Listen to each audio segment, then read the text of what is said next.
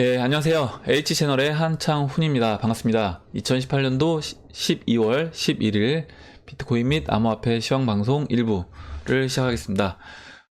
일단 댓글로 의견하고 그 다음에 질문, 정보 공유해주신 분들에게 다시 한번 감사 말씀을 드리겠습니다.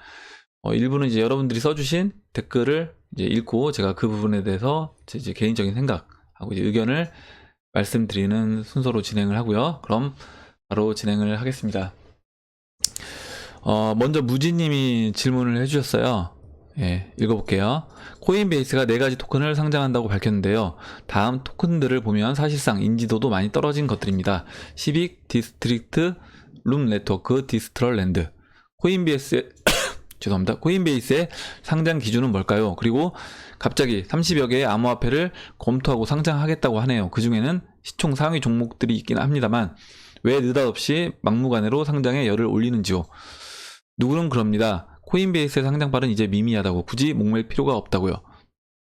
예, 저는 이제 어떻게 보는지 개인적인 의견을 물어보셨습니다. 일단 제가 이제 작성한 부분을 읽어볼게요.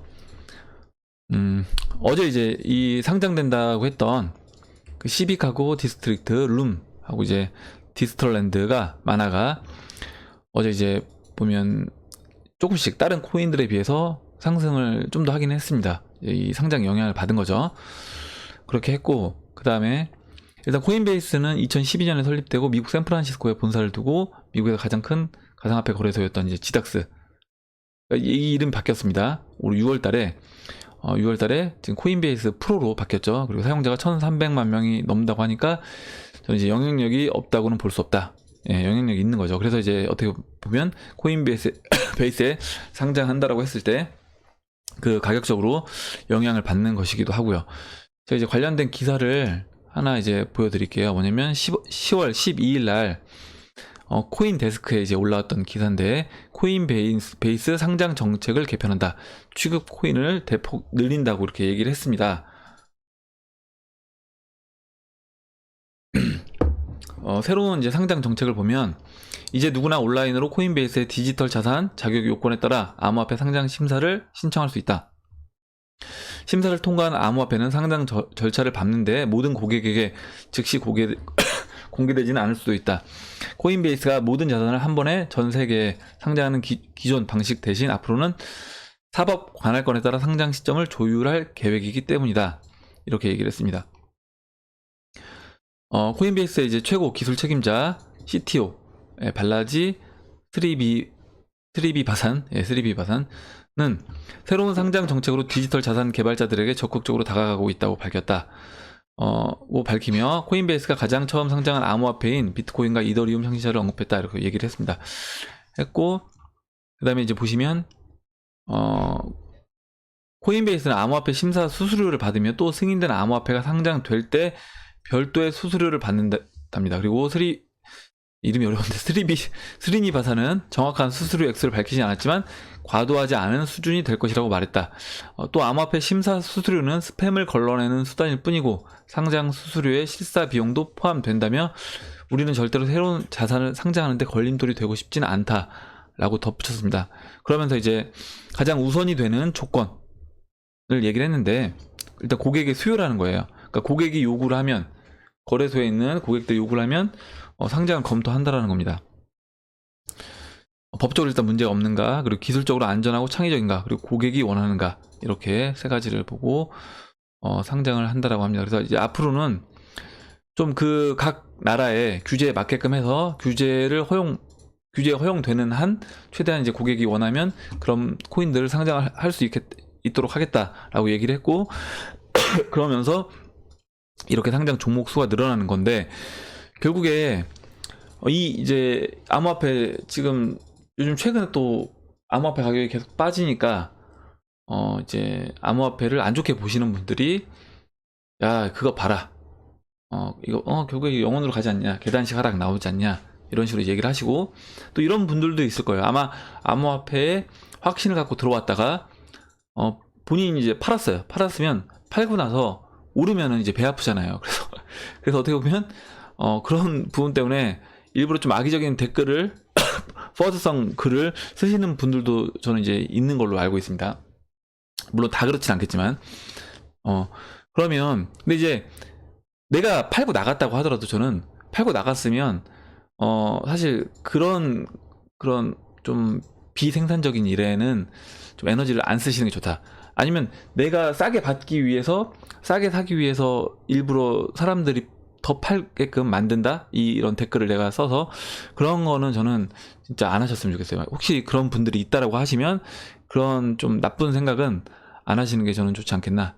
결국에 그게 내가 이제 그렇게 해서 만약에 이득을 취했다고 하더라도 결국에 저는 그런 분들은 나중에 큰 돈 절대 못 번다고 이제 생각을 하고 있습니다. 그래서 그렇게 하지 마시길 당부를 드리고, 일단 그렇게 이제 비판적으로 보는 분들이 있는데 시장을, 저는 이제 이거예요. 만약에 이 코인베이스가 앞으로 시장이 진짜 이렇게 비관적으로 이 암호화폐 시장을 보는 사람들처럼 이 암호화폐 시장이 앞으로 영원으로 수렴한다, 그리고 망한다 라고 하면 이렇게 안 하겠죠. 코인베이스가 이렇게 좀 더 종목 수를 늘리고 고객들이 좀 더 접근하기 편하게끔 이런 식의 어떤 준비를 하지 않을 거로 보고 있습니다. 근데 결국에 뭐냐면, 이렇게 준비를 하고 있다는 건 뭐냐면, 이제 경쟁 거래소들이 나오잖아요. 이제 벡터 거래소도 조만간 나올 거고, 경쟁 거래소들이 나오기 때문에 그 부분에 대해서 자신들도, 왜냐면 이런 거예요. 벡터 거래소에서는 만약에 여러 코인들을 다 거래를 할 수 있다라고 하면 내가 미국인이라고 했을 때 이쪽으로 옮길 수 있는 겁니다. 그러면 결과적으로 이제 고객을 뺏기는 거잖아요. 고객이 이탈되는 거죠. 그래서 그런 부분에 대해서 경쟁력을 갖추기 위해서 코인베이스도 이제 이런 정책을 바꿔서 준비를 하는 게 아닌가, 이렇게 생각을 하고 있고, 이제 DYD님이 또 좋은 글을 써주셨어요. 뭐냐면 코인베이스와 코인베이스 프로 두 가지가 있는데, 일단 코인베이스는 비트코인 등 5가지 코인밖에 없고, 이번에 상장되거나 상장 예정 30개 코인들은 프로에서 상장을 시키는 거다. 그러니까 지닥스 기존에. 그리고 이렇게 많이 상장시키는 이유는 벡트다 경쟁자들이 우후죽순처럼 생기면서 위기감을 느낀 코인베이스 측에서 공격적인 투자를 하고 있어서라고 합니다. 기존 코인베이스에는 스텔라, 카르다노, 리플 등 몇 가지가 추가로 상장될 가능성도 있다고 합니다. 이렇게 써주셨습니다. 예. 이렇게 좋은 글을 써주셨고요. 그럼 이제 그 다음 글을 읽어보도록 하겠습니다.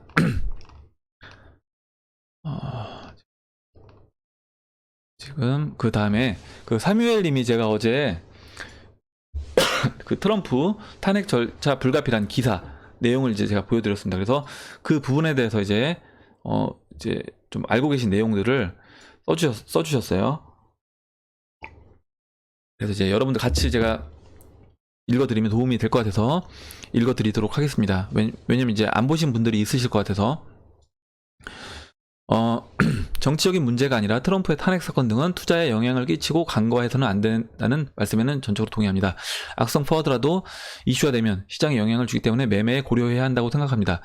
저희 예전에 그 노무현 대통령 탄핵한다라고 했을 때 그 당시에도 실제 탄핵이 되진 않았습니다. 않았는데 탄핵 이슈가 나왔을 때 당연히 이제 우리 주식시장이 충격을 받았죠. 그리고 이제 기각되고 했을 때 다시 이제 뭐 제자리를 찾긴 했는데, 이런 식으로 이제 영향을 줄 수 있다라는 거예요. 그러니까 제가 이제 어제 그 기사를 말씀드린 부분은, 제가 뭐 정치적인 부분은 제가 잘 모르기 때문에, 특히 이제 우리나라 정치도 잘 모르는데 미국 정치는 더더욱 제가 이제 어떻게 보면 모르겠죠.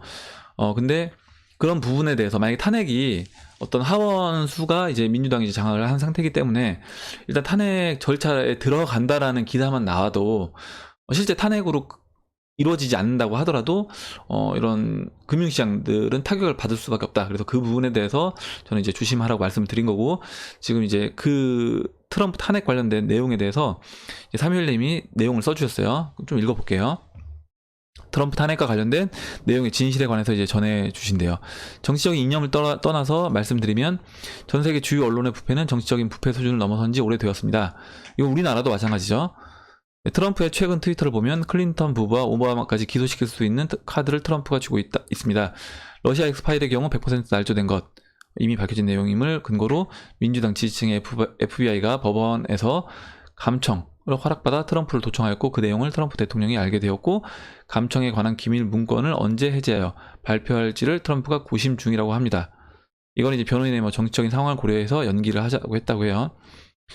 그래서 이제 쭉 이렇게 내용을 써주셨는데, 이제 제가 여기서 그 사무엘님 그래서 이제 제가 드리고 싶은 얘기는 뭐냐면 우리가 언론들이 얘기하는 거를 사실 다 믿을 수는 없다는 거죠. 그리고 언론들은 당연히 이제 그 언론을 지원해주는 정치 세력 그리고 이제 경제 우리나라 같은 경우 이제 대기업들이 보통 광고를 많이 내잖아요. 광고주의 그런 입장을 대변할 수밖에 없습니다.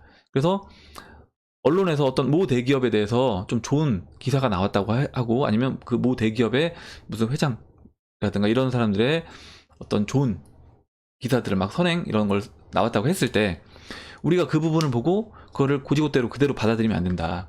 왜냐면 당연히 그 언론사의 광고 스폰을 해주는 데들이 거의 대부분이 대기업이고 큰 자금을 스폰해주는 것들은 그렇기 때문에 언론사 입장에서는 당연히 자신들의 스폰서인 그 광고주들의 어떤 그 입맛에 맞는 그런 기사를 낼 수밖에 없다.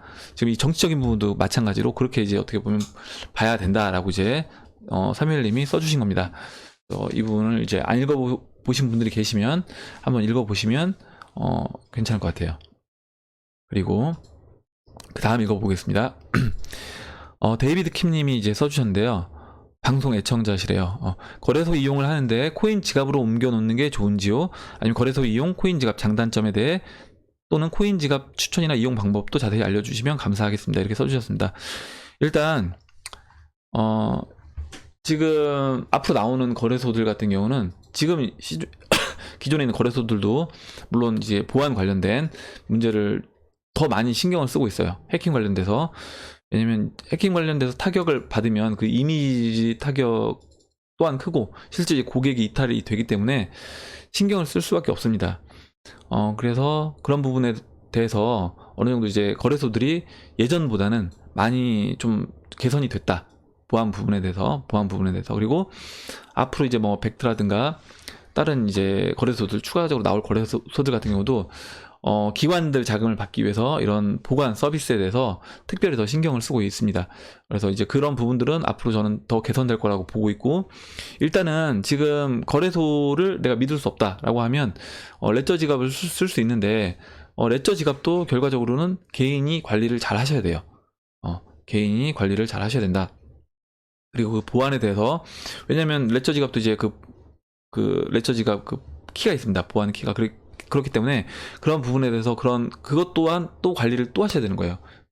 관리를 또 하셔야 되고 거래소도 저는 솔직히 제 개인적인 생각은 지금 나와 있는 좀 대형 거래소들 우리나라 예를 들어서 뭐 업빗이라든가 뭐 빗썸이라든가 뭐 코인원, 뭐 코빗 이런 어느 정도 사이즈가 되는 거래소들 같은 경우에는 개인 보안이 더 중요하다고 보고 있습니다. 왜냐면 내가 이제 그 개인 비밀번호 그리고 구글 OTP 설정 그리고 이제 이메일 컨펌 이런 것들을 내가 이제 설정을 해놔야 되는데 이게 이제 귀찮으니까 설정을 안 해놓거나 아니면은 설정을 해놨다가도 이제 나중에 그냥 바꾼다거나 아니면 개인 비밀번호를 다른 이메일 비밀번호라든가 다른 거가 다 동일하게 사용하시는 경우 아니면은 이제 이메일 같은 데다가 각종 거래소들 개인 아이디랑 비번을 기억 못 하신다고 그걸 저장해 놔서 이메일이 해킹당해서 해킹당하시는 경우 여러 가지 경우가 있습니다. 그래서 그런 부분을 좀 주의를 하셔야 되고 되도록이면 이제 매매를 트레이딩을 하시는 PC에서는 좀 명확하지 않은 사이트들 같은 경우는 이제 들어가지 않으시는 게 저는 좀 좋겠다 이렇게 보고 있고 나노 레저 사용법에 대해서 물어보셨는데 나노 레저 사용법은 제가 이제 검색을 해보시면 유튜브에 이미 영상이 많이 나와 있더라고요. 그래서 그 영상에서 이제 좀 맞는 걸로 골라 보시면 될 것 같습니다. 거래소를 저 같은 경우는 이제 거래소에 많이 나눠놨어요. 나노 레저 지갑도 쓰고 있긴 한데 거래소에 일단 분산해서 갖고 있습니다. 그 이유는 뭐냐면 거래소별로 가끔 이제 좀 물론 예전보다는 좀 덜하긴 한데 펌핑이 나오는 그런 종목들이 있어요. 그러면 그럴 때 이제 즉각적으로 대응을 하려면 거래소에 내가 그 코인이 들어있어야지 즉각적으로 대응이 되지. 이걸 만약에 나노레저에 있으면 제가 만약에 그 나노레저 지갑을 갖고 있지 않다고 하면 보내고 그걸 다시 내가 그 나노레저 지갑 있는 곳으로 가서 보내고 거래소에서 그걸 매매하는 사이에 그런 펌핑이 끝날 수도 있기 때문에 그때는 이제 즉각적인 대응을 못 하잖아요. 그래서 그런 부분에 대해서 일정 부분 저 같은 경우는 그래서 거래소에도 일정 부분 나눠놓고 저 같은 경우는 거래소별로 이제 어떤 좀 차이가 나는 부분도 이용해서 트레이딩을 하고 있기 때문에 그렇게 하고 있습니다. 그래서 이제 그 부분은 여러분들 좀 스타일에 맞게, 매매 스타일에 맞게끔 사용을 하시면 되겠어요. 예. 이렇게 말씀드리고, 일단 우리가 매매에서 돈을 버는 것도 중요한데 이 해킹 당하면 사실 아무 소용 없잖아요. 그렇기 때문에 해킹에 대해서 개인 보안이 가장 전 중요하다. 예, 이렇게 보고 있습니다. 그래서 다시 한번 개인 보안된 관련된 내용을 말씀해 주셔서 제가 이제 한번 언급을 드렸어요. 그리고 제임스 님이 짧은 글을 써주셨는데, 곧 경제 파국의 국민 눈돌림의 수단으로 이 시장을 개방할 것이래요. 그리고 제 말은 성지가 된다고 하셔서 제가 이제 뭐라 썼냐면, 제임스 님의 글이 성지가 됐으면 좋겠습니다. 이렇게 썼습니다. 그래서 좀 더 지켜봐야 될 것 같아요. 그래서 진짜 만약에 뭐 시기까지 딱 정해 주시고 그대로 됐으면 진짜 성지가 됐을 것 같긴 한데, 일단은 한번 지켜보겠습니다. 예, 그리고 그 다음에 이제 오종학 님이 질문을 해주셨습니다. 질문이 있는데요. 하락한 달러의 가치 이전을 암호화폐 시장을 이용해서 어떤 방법으로 한다는 건지 이해가 안 돼서요. 예를 들면 대량의 달러로 스테이블 코인을 사서 그걸로 비트 및 알트를 구매한 후 펌핑시켜서 달러 자산을 몇 배로 불린다는 의미인지 아니면 다른 의미인지 이제 궁금해서 질문을 주셨다고 했습니다. 일단 뭐 이해하고 계신 거랑 비슷하다고 보시면 되는데, 일단 제가 몇 번 보여드렸던 이미지인데요. 보시면 로마의 데나리온과 미국 달러의 가치 하락 추이. 그래서 로마의 이제 화폐인 데나리온은 95% 이렇게 200년에 걸쳐서 하락을 했습니다. 하락을 했고, 지금 달러도 이제 100년에 걸쳐서 95% 달러의 가치가 하락을 했다. 그러면 이제 달러도 거의 이제 그 가치가 0으로 이제 수렴될 때가 머지 않았다라고 보고 있는데, 그렇게 이제 보는 이유 중에 하나는 달러가 그 이후에도 너무 많이 이제 풀린 거예요. 뭐냐면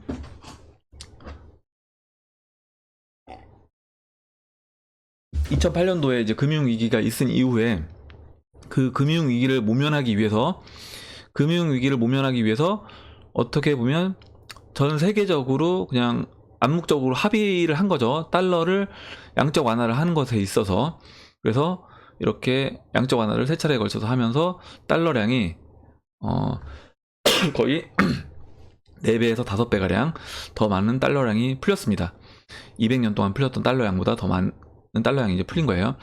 그래서 지금 이렇게 달러가 많이 풀렸는데, 결국에 저는 달러는 그래서 달러의 가치는 0원으로 가야 된다 계속 말씀을 드리고 있는 거고, 달러가 이제 0원으로 간다면 어떻게 될 것인가.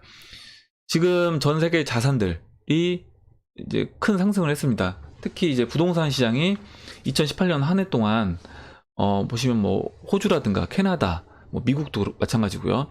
중국, 홍콩, 뭐 우리나라도 이제 강남권 이런 부동산 가격들이 많이 올랐는데, 결국에 이렇게 이런 자산들이 올라가는 이유가 뭐냐라고 보면, 저는 그냥 많이 풀린 돈 때문에 올라갈 수밖에 없다는 거죠.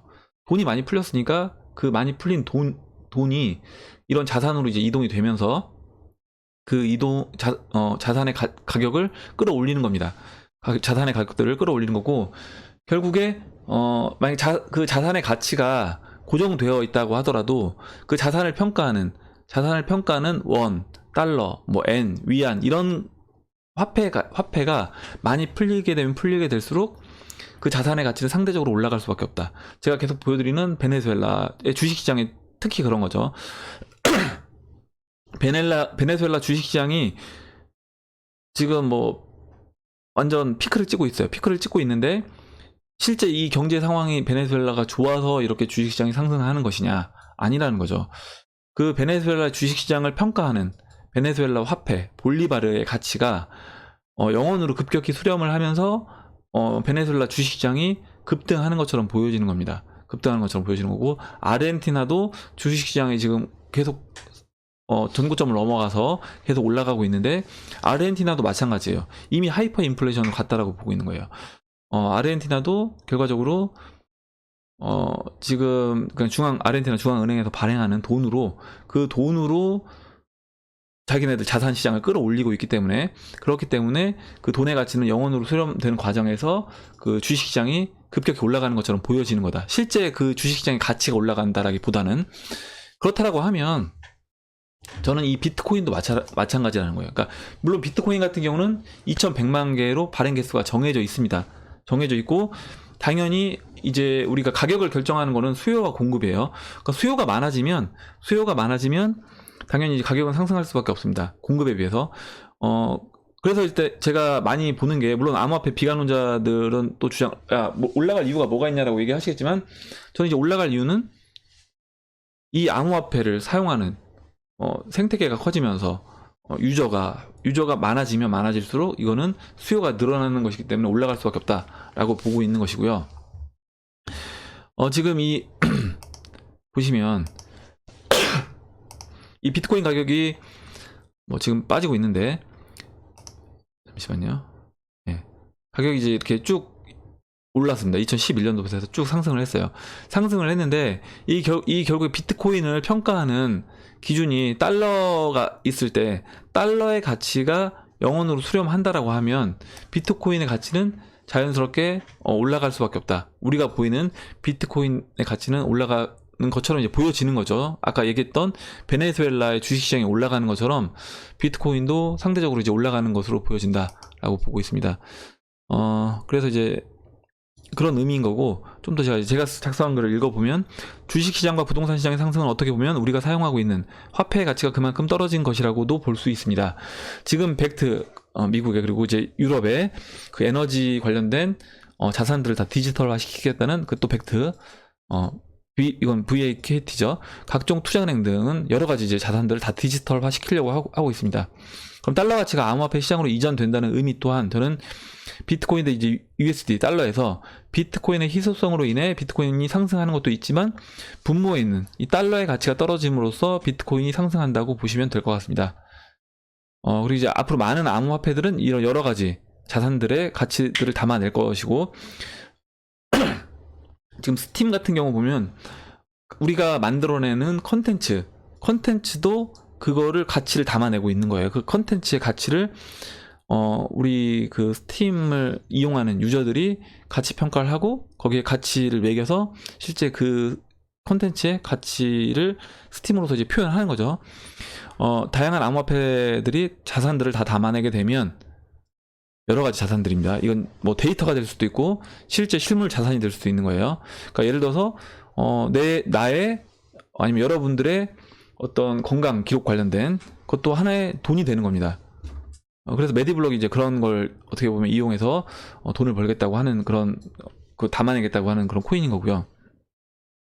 부동산도 마찬가지고, 부동산을 또 담아내는 코인들, 또 미술품을 담아내는 코인들, 아니면 각종 뭐 원자재들을 담아내는 코인들이 앞으로 계속 전 나올 거다, 이렇게 보고 있습니다. 그때는 달러 가치가 암호화폐로 이제 이전되었다고 볼 수 있겠죠. 예, 이렇게 제가 이제 달러 가치가 암호화폐로 이제 어떤 식으로 이전된다라고 보는지 그 부분에 대해서 이제 설명을 드렸습니다. 이제 오종학님이 질문을 해주셨던 부분이고요. 그리고 고영진님이 질문을 해주셨는데, 나노레저에 보관 중인 BK 하드포크 코인이 지급이 안 되는 건가요? 해주셨습니다. 근데 이제 제가 답변을 쓰려다가 저도 이제 이 관련된 링크를 건 이 부분에 대해서 이제 제가 보고 이제 말씀을 드리는 거여서 제가 링크를 걸고 이제 참고를 하시라고 했는데, 이제 와사비님이 직접 해보셨나봐요. 그래서 와사비님 글을 읽어드리는 게 도움이 될 것 같고, 혹시 이제 나노레저에 BK를 보관하고 계신 분들은 이 방법을 한번 해보시면 좋을 것 같아요. 제가 읽어보겠습니다. 바이낸스 거래소에 계정을 만들고 아주 소량을 나노 지갑에서 이체해 보세요. 그러니까 바이낸스로 나노 지갑에 있는 비트코인 캐시를 이체하는 거죠. 그러면 비트코인 캐시 그리고 BSV 받는 주소는 같은 주소로 나오더라도 이체 후 같은 수량으로 BCH와 BSV를 만들어 줍니다. 잘 되면 나머지도 이체해 보시길. 며칠 전에 이렇게 와사비님이 해보셨대요. 바이낸스 계정을 통해서 같은 방법으로 저는 BCH와 BSV를 모두 받았습니다. 그러니까 뭐냐면 하실 때 먼저 소량해 보시는 거예요. 0.1개를 수수료를 낸다고 하시더라도 0.1개를 해보시든지 소량해 보시고, 소량해 보신 게 성공적으로 딱 되면 그 다음에 나머지 물량을 하시면 되겠습니다. 예, 그리고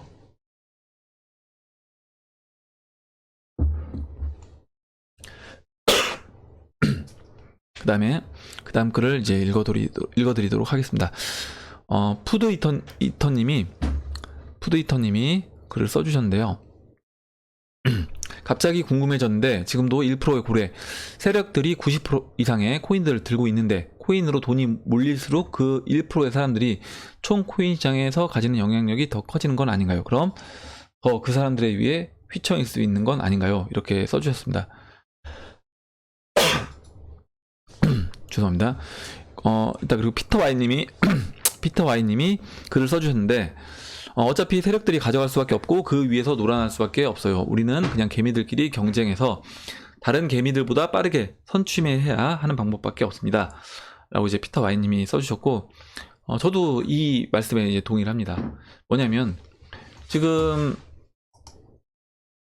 비트인포차트.com 가시면 이 리치 리스트에서 뭐 비트코인, 뭐 리플, 뭐 이더리움, 비트코인 캐시, 라이트코인, 모네로 이렇게 쭉 여러 가지 코인들의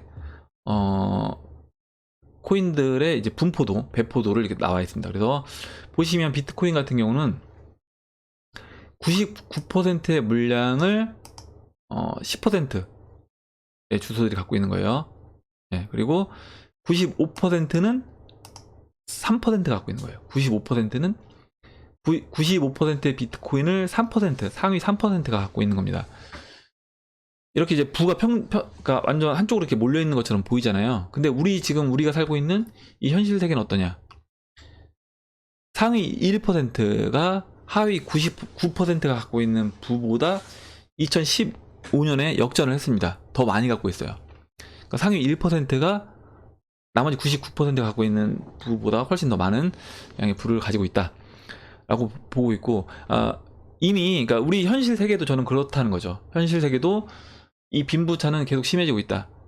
그리고 이제 암호화폐도 이미 이렇게 이제 형성이 됐어요. 형성이 됐고, 결국에 나머지 왜 그러냐면, 그럴 수밖에 없냐면, 이 비트코인 물량을 많이 들고 있는 사람들은 이 물량을 내놓지 않고 있어요. 이 물량을 내놓지 않고 있습니다. 그냥 자신들이 갖고 있는 물량을 계속 홀딩을 하고 있어요. 그렇기 때문에 결국에 이제 나중에 이 가격이 올라간 상태에서 일반 대중들이 이걸 갖기 위해서는 더 조금 진짜 큰 돈을 가지고 더 적은 수의 비트코인을 살 수밖에 없는 구조가 되는 거죠. 그러면 결과적으로 이 시장에 대해서 빨리 이 시장에 대한 확신을 갖고 진입한 사람들만이 어떻게 보면 그나마 조금이라도 싼 가격에 내가 적은 돈으로 많은 수의 비트코인이든 리플이든 이더리움이든 대시를 확보할 수 있다라고 보고 있는 겁니다. 그리고 뭐 지금 현실 세계에 어떤 정치적인 거라든가 정치적인 정책 결정이라든가 이런 것들이 물론 대중들을 위해서 한다고 하기도 하지만 어떻게 보면 결과적으로 이제 부자들을 위한 어떤 정책 결정 등이 저는 더 많다라고 보고 있어요. 실제 이제 부자들이 자신들이 편리한 방향으로 정책을 만들고 정치인들한테 로비를 하고 그 또 정책이 만들어지고 그게 이제 입법이 되고 법안 만들어져서 또 실제 시행이 되고, 그러면 어떻게 보면 그 부자들은 계속 그 부를 이어나갈 수 있게끔, 예를 들어서 이런 거죠. 내가 살고 있는 지역에다가 이제 좀 편리한 교통시설들을 집중시키는 거죠. 그럼 당연히 집값은 올라갈 수밖에 없겠죠. 그리고 좋은 편의시설들, 국가 관련된 뭐 편의시설들을 이쪽에 이제 놓일 수 있게끔, 뭐 공원을 만약에 조성한다고 하는데 그거를 이제 우리 집 옆에다가 조성한다고 한다. 아니면 예를 들어서 혐오시설 같은 경우는 우리 지역에 절대 올 수 없게끔 이렇게 한다든가, 이런 거 할 때 실질적으로 이제 돈 있는 사람들이 영향력을 줄 수밖에 없습니다. 그렇기 때문에 결국에 이런 식으로 어떻게 보면 좀 더러운 세상인 거죠. 더러운 세상인데, 이 암호화폐 시장도 이미 이렇게 흘러가고 있다고 저는 보고 있어요. 보고 있는 것이고, 그 부분에 대해서 야, 난 이 더러운 세상 난 싫어, 난 절대 이렇게 안 할 거야 하면 그건 어쩔 수 없는 거예요. 그게 아니라 이제 나는 부자들이 선택하는 방향으로 같이 가겠다라고 하면 저는 이렇게 선택을 해서 하면 된다라고 보고 있습니다. 예. 그리고 그 다음 내용을 푸드히터님이 또 하나 이제 써주셨는데, 이따가 일단 이재훈님이 먼저 써주신 내용을 읽어보도록 하겠습니다. 미국 거래소나 달러 거래량이 많아진다는 게 미국이 암호화폐 시장에서 주도권을 갖는다는 것을 의미한다면 미국과 경쟁하고 있는 중국이 이 시장을 엄격히 금지한다는 게 잘 이해가 되지 않습니다. 중국은 거의 일관되게 이 시장을 금지하고 있는 것 같거든요. 이렇게 이제 얘기를 해주셨습니다. 그러니까 제가 그 중국이 비트코인을 어떻게 보면 위안화로 비트코인을 사지 못하게 금지를 하고 어떤 분들은 이런 분들이 있어요. 그러니까 중국이 비트코인을 많이 갖고 있다라고 얘기하시는 분들도 계시는데 저는 이제 그렇지 않을 거라고 예상을 하고 있는 이유 중에 하나가 사실 이 부분이거든요. 만약에 중국 정부가 자신들의 어떤 세력들 그리고 그 중국 정부의 상위에 있는 그런 사람들이 비트코인을 대량으로 갖고 있다라고 하면 이거를 금지하지 않았을 것 같아요. 근데 중국 정부에서 판단했을 때 이 비트코인은 결국에 지금 우리가 이 시장에 들어가 봤자 남 좋은 일 시켜주는 것밖에 안 되겠다. 미국이라든가 일본 좋은 일 시켜주는 것밖에 안 되겠다라고 판단했기 때문에 저는 작년에 이제 중국이 ICO도 금지하고 그다음에 이제 위안화로 비트코인을 살 수 있는 거래소도 다 막았다고 이제 보고 있습니다. 근데 암호화폐를 이제 제가 얘기했던 금융 세력이 결국에 뒤에 있는 거잖아요. 그 FRB 주주들. 그 FRB의 주주들이 그 1988년도 그 이코노미스트 잡지에 보시면 세계 단일 통화를 2018년도에 만들겠다라고 했습니다. 그 30년 전에 그렇게 얘기를 한 거예요. 2018년도에 세계 단일 통화를 만들겠다고 그렇게 얘기를 한 겁니다. 그래서 그들이 이게 이제 하나의 수순이라고 이제 생각을 해 보면 중국 입장에서는 위안화를 통해서 정권이 힘을 유지하고 국민들을 관리해야 되는 거죠. 결국 이제 국가가 힘을 갖고 국민들을 통제할 수 있는 거는 세금을 국민들로부터 자기네 자국 화폐로 이제 받고 그걸 가지고 또 어떤 그 세금을 통해서 뭔가 일을 하는 거죠. 일을 하기 때문에 결국 이제 힘을 갖고 그 정권이 이제 유지가 된다고 보고 있는데 중국 입장에서 당연히 이제 위안화의 힘을 내줄 리가 없겠죠. 그러니까 당연히 암호화폐가 들어와서 그런 부분을 어지럽히는 거를 저는 중국 정부, 당 정부에서는 허용하지 않을 거로 보고 있습니다. 실제 중국 정부 입장에서 제가 지난번에 그 내부 치안에 쓰는 돈이 국방비에 사용되는 돈보다 20%가 많았나요? 40%가 많았나요? 하여튼 더 많다고 이제 말씀을 드렸습니다. 자료에서. 그래서 중국 같은 경우는 실제 이제 내부 통제에 이렇게 돈을 많이 쓰고 있어요. 그리고 작년에 어떤 일이 있었냐면 중국 내에서 이 암호화폐 관련돼서 다단계라든가 스캠 ICO가 이제 사회적인 문제가 됐었습니다. 그래서 이제 이런 부분을 중국 정부에서 이제 강하게 통제를 했던 거죠.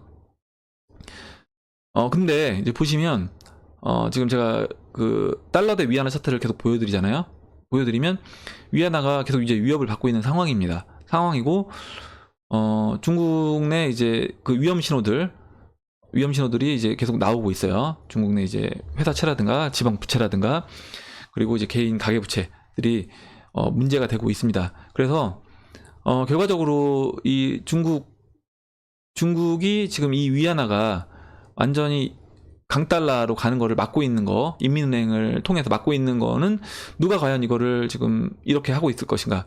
결국에 제가 말씀드렸잖아요. 그러니까 중국의 상위 계층들은 최대한 자신들이 갖고 있는 위안화로 갖고 있는 돈을 빨리빨리 바꿔야 됩니다. 빨리빨리 바꿔야 되는데 이거가 가격이 지금 떨어지면 안 되잖아요. 자신들이 위안화가 지금 떨어져서 아직 다 못 바꿨는데 그러기 위해서는 자신들은 어떻게 보면 그 국가의 돈이라고 할 수 있는 인민은행에 있는 돈을 이용해서 계속 가격을 유지를 시켜주고 있는 거다라고 보고 있는 거죠. 근데 이제 결국에 이거는 계속 지속적으로 막을 수는 없다. 그래서 얼마 전에 이제 상거래에서는 암호화폐 받는 것이 예를 들어 뭐 중국 호텔이라든가 이런 데서 뭐 이더라든가 비트로 받는 것을 법원에서 정당하다고 판결이 나왔었고 어제 제가 말씀드렸던 러시아 보시면 그 러시아 화폐 가치 루블이 3배 약세가 됐습니다. 그리고 이제 현재는 이제 2배 정도 2분의 1 토막이 나 있는 상태죠. 루블이 달러에 대비해서. 그래서 결과적으로 이제 러시아 같은 경우도 암호화폐 시장을 지금 수용하는 방향으로 정책을 계속 하고 있고 러시아 하원이었나요? 어제 이제 뉴스에서 하원에서 지금 이 암호화폐 시장을 받아들일 수 있는 법안을 지금 마련한다고 했습니다. 그래서 전 중국도 이렇게 보고 있는 거예요. 중국도 결과적으로 여기서 이제 강달러 기조가 더 간다라고 하면 중국도 어차피 받아들일 수밖에 없다. 계속 막을 수 없다는 거죠. 암호화폐 시장을. 그리고 이제 달러나 거래소에 대해서 암호화폐 시장의 주도권에 대해서 좀 더 말씀을 드리면 암호화폐 시장의 이제 주도권은 어떤 회사가 주도권을 그러니까 어떤 나라가 주도권을 가져갈 거냐. 지금 결국에 보시면 구글이나 아마존처럼 전 세계적으로 아우르는 그런 기업들이 이제 다 미국 기업이죠. 미국 기업입니다. 기업인데 결국 이제 뭐냐면 이 기업들은 많은 유저들을 확보한 거예요. 그러니까 물건을 살 때 아마존에서 사는 사람들이 많다는 거죠. 그리고 내가 검색을 할 때 구글에서 검색을 하는 사람들이 많다라는 거예요. 그래서 저는 이제 이 암호화폐에서도 암호화폐 이제 주도권은 누가 가져가냐? 결국에 뭐 이더가 됐든 이오스가 됐든 그 플랫폼이 될 수도 있고 그 플랫폼 안에 있는 대비될 수도 있는데 결과적으로 가장 많은 유저를 확보한 가장 많은 유저를 실제 그 유저가 매일 들어가서 뭔가 활동을 하는 가장 많은 유저를 확보한 그런 코인이 그 코인을 갖고 있는 나라가 주도권을 저는 가져갈 거다 이렇게 보고 있습니다. 그래서 이제 그렇게 봤을 때는 당연히 이제 미국이 영어를 쓰고 있는 나라고 뭐 경제력으로도 그렇고 이런 벤처가 좀 성장하는데 어떤 조건이 환경이 잘 돼 있는 나라이기 때문에 저는 이제 미국에서 또 암호화폐도 이제 나오지 않을까 이렇게 예상을 하고 있고 그럼 지금 시점에서 제가 이제 거래소라든가 달러 거래량이 많은 게 이제 주도권을 갖고 있다고 말씀드렸던 부분은 뭐냐면 일단 유저가 많다는 건 그만큼 돈을 많이 벌고 있다는 거. 유튜브 돈을 많이 벌고 있잖아요. 광고비로 처음에는 얘네가 돈을 어떻게 벌 건가 생각을 했는데 유튜브에 컨텐츠를 올리는 사람들이 많아지고 유튜브에 사람들이 머무르는 시간이 많아지다 보니까 당연히 광고주들이 TV라든가 기존 매체에서 광고를 하던 사람들이 이쪽으로 오는 겁니다. 야, 다른 데 광고하는 광고 효과보다 유튜브에 광고하는 게 훨씬 효과적이다 라고 하면 유튜브로 오는 거죠. 그래서 결국에 이제 이렇게 봤을 때 지금 그럼 돈은 누가 벌고 있느냐? 지금 현재 타이밍에서는 저는 이런 뎁들 중에 아니면 뭐 플랫폼 코인 중에 실제 지금 돈을 활발히 벌고 있는 코인들은 아직까지는 나오지 않았다라고 보면 일단 현재는 거래소가 그래도 가장 돈을 많이 버는 이 암호화폐 관련된 사업 중에서 비즈니스 중에선 거래소가 가장 많은 걸로 보이고 있고 그래서 이제 뭐 비트맥스나 이제 코인베이스를 얘기했는데 제가 이제 어제 비트맥스가 이제 미국에다 뭐 세금을 낸다 이렇게 얘기를 했는데 제가 이제 비트맥스는 이따가 말씀드릴 건데 와사비님이 이제 답변을 주셨는데 비트맥스는 홍콩에 법인이 있고 실제 미국 회사는 아닌 겁니다. 당연히 그럼 미국에 세금도 내지 않겠죠. 그래서 이런 이제 글로벌 거래량이 이제 1위인 기업이 나오는 그 나라가 지금 제가 봤을 땐 주도권을 갖고 있다라고 보고 있습니다. 그래서 제가 이제 달러라든가 이런 암호화폐 거래가 활발히 이루어지는 거래소를 갖고 있는 나라들이 어떻게 보면 주도권을 현재 시점에서는 일단 갖고 있다라고 보고 있습니다. 네, 이렇게 말씀을 드렸고 그 다음에 이제 푸드히터님이 푸드히터님이 글을 써주셨는데 지금 제가 말씀드린 거랑 약간 비슷한 내용이기도 해요. 코인 거래소 등 코인 관련 사업의 확대들이 코인의 상승을 확신하는 이유가 된다고 말씀을 하셨잖아요. 혹시 코인 가격이 오르지 않으면서 시장만 커지고 파생상품 및 관련 사업만 성장할 수도 있을까요? 라고 해주셨습니다. 저는 이제 그렇게 되기는 쉽지 않다. 그러니까 물론 시간 차이는 있을 수 있습니다. 뭐냐면 유튜브라든가 뭐 구글이 처음에 돈을 못 벌다가 계속 투자금만 쓰는 거죠. 쓰다가 나중에 완전히 이 시장을 다 장악하게 되면 그때부터 돈을 벌잖아요. 플랫폼 등의 특징이 이제 그런 거죠. 처음엔 돈만 들어갑니다. 근데 이런 거래소라든가 파생상품 같은 경우도 마찬가지예요. 그러니까 거래소나 파생상품 같은 경우는 당연히 이제 볼륨이 커져야 되니까 코인 가격이 올라가는 게 돈을 많이 벌 수 있는 것이고요. 그리고 이제 실제 아까 말씀드렸던 유저가 많아지는데 코인 개수는 정해져 있다라고 하면 당연히 가격은 저는 올라갈 수밖에 없다고 보는 겁니다. 뭐냐면 우리가 금은 한정돼 있잖아요. 금이 이제 가치가 있는 게 한정된 양입니다. 한정된 양의 금을 좋아하고 금을 사고 싶고 금을 선호하는 사람들이 있다는 거죠. 투자 가치 수단으로서. 그러면 보시면 결국에 이제 코인도 마찬가지예요. 코인도 비트코인을 예를 들면 비트코인의 수는 한정되어 있습니다. 한정되어 있어요. 2100만 개로 한정되어 있고 그 한정되어 있는 비트코인 수에서 만약에 비트코인을 갖고 싶어 하는 사람들 그리고 아니면 뭐 이오스라고 했을 때 이오스 뎁이 커지면서 이오스 코인을 홀딩을 해야지 되는 그런 뎁들이 많아지면 많아질수록 당연히 더 많이 확보를 해야 되니까 그걸 비싼 가격을 주고 사도 그 대비해서는 이익이기 때문에 그러니까 더 확보를 하겠죠. 그렇다고 하면 당연히 가격 상승 요인이 될 수밖에 없다라고 보고 있습니다. 예. 예, 그리고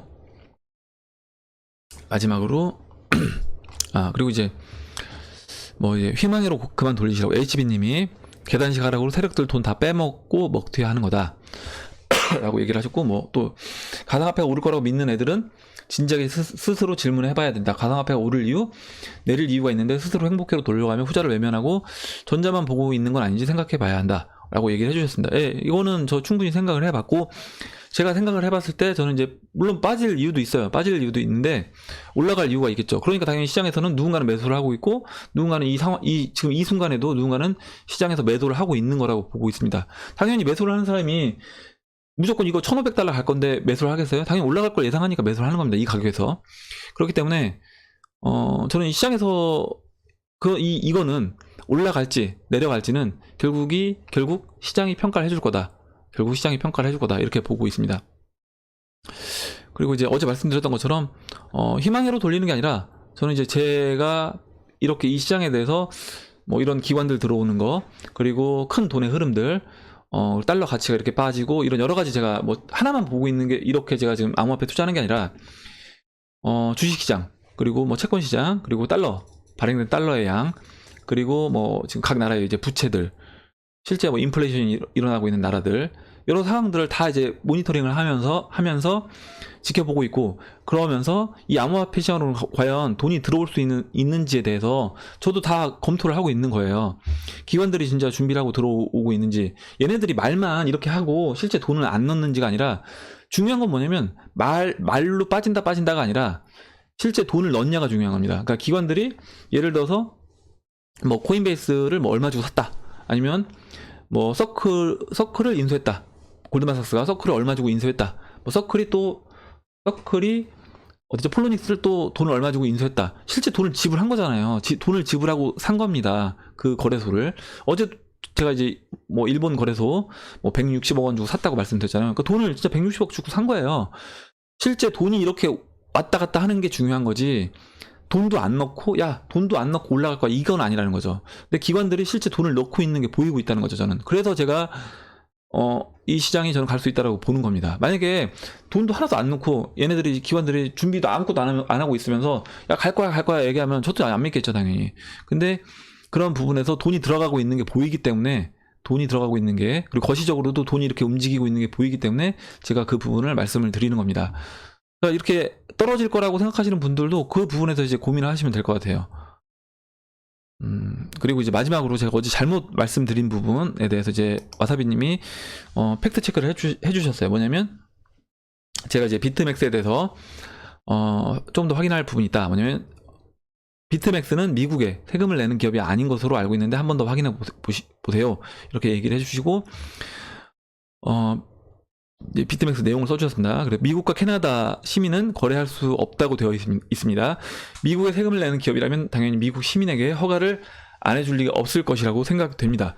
그리고 현재 홍콩에 사무실이 있습니다. 미국 금융가와는 커넥션은 당연히 있을 거라고 생각됩니다.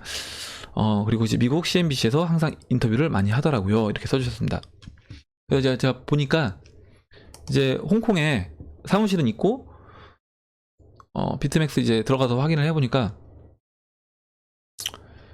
비트맥스는 이제 밑에 조그맣게 써놨어요. 비트맥스 하에서 발행된 모바일 어플은 세이셸 공화국에 설립된 기업 또는 관련 공인 계열사를 포함한 소유이다. 이렇게 써놨는데, 뭐냐면 이제 약간 페이퍼 컴퍼니식으로 그쪽에 법인을 만들고, 실제 사무실은 이제 홍콩에 있는 상태에서 이렇게 운영이 되고 있는 것으로 보이고, 제가 이제 어제 수수료를 말씀드렸는데, 수수료를 확인해 보니까 얘네 수수료 정책이 메이커는 마이너스 0.025고요.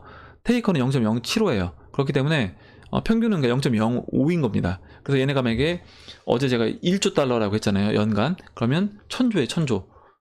1달러가 1000원이라고 했을 때 1000조에서 0.1%면 1조고요. 0.05%면 5천억입니다.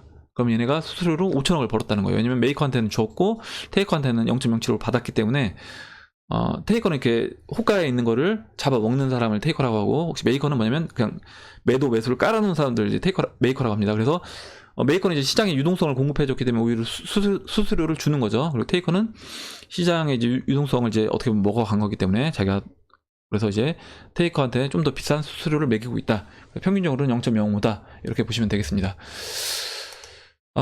일단 예, 오늘 이렇게 좋은 내용들을 좀 읽어봤고요. 일단 다시 한번 이제 여러분들 댓글로 의견하고 그리고 정보, 제가 잘못 얘기한 부분에 대해서 이렇게 짚어주셔서 다시 한번 이제 감사 말씀드리고, 제가 이제 시간 관계상 사실 좋은 내용들 몇 개 더 있는데 다 말씀 못 드리는 부분, 어제 보니까 너무 오래 했더라고요. 영상을 제가 57분인가 했던데 너무 오래 해서 일단 다 하지 못하는 점 이제 양해 부탁드리고 다시 한번 이제 감사 말씀드리겠습니다. 오늘 영상 내용에서, 그리고 오늘 영상 내용과 관련이 없더라도 여러분들 이제 궁금하신 거 있으시면 의견 그리고 질문, 정보 공유해 주시면 감사하겠습니다. 그럼 이상으로 2018년도 12월 11일 비트코인 및 암호화폐 시황 방송 1부를 마치도록 하겠습니다. 오후에 2부로 다시 찾아뵐게요. 감사합니다.